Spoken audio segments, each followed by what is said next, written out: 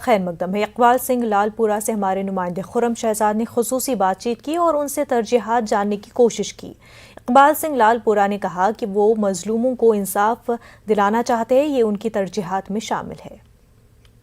इकबाल सिंह ने आज national minority commission का जो चेयरमैन बने हैं उसका पदभार संभाला है। हमारे साथ मौजूद हैं। सर, आपको बहुत बहुत मुबारकबाद।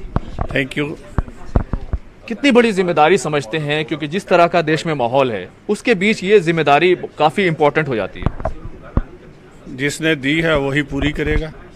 जिसने ताकत दी है, भगवान पे विश्वास है, तो जो हम तो ये जानते हैं, नीचों ऊंच करे मेरा गोविंद काहू ते न डरे।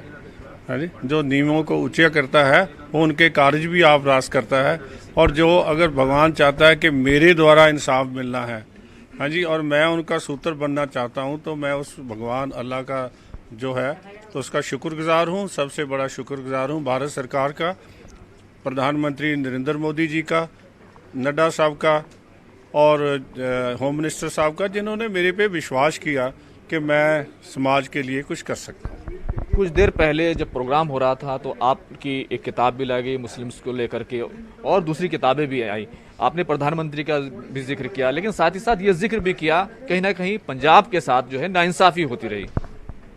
वो मेरा कहने की नहीं बात, मैं तो इतिहास कह रहा हूँ कि लेकिन ये जो पुराना इतिहास है उसको बंद किया जाए और उसके लिए हम एक नया जो है इतिहास, जो पुराना हमारा संबंध है आपस में, वो चलना चाहिए, मिलके चलना चाहिए, तभी विकास होगा। अगर शांति होगी, अगर शांति नहीं होगी तो विकास कैसे होगा? उसके लिए जो भी जिम्मेवार आदमी है जो बेइंसाफ़ी करता है उसको हटना चाहिए पीछे। और मैं तो जाबर के साथ नहीं, मजलूम के साथ हूँ।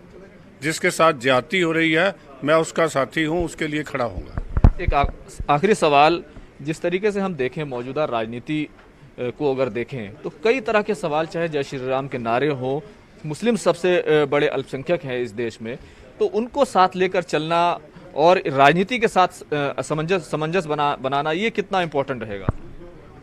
देखो, हाँ, मैंने पहले भी कहा है कि हम सब तो एक हैं।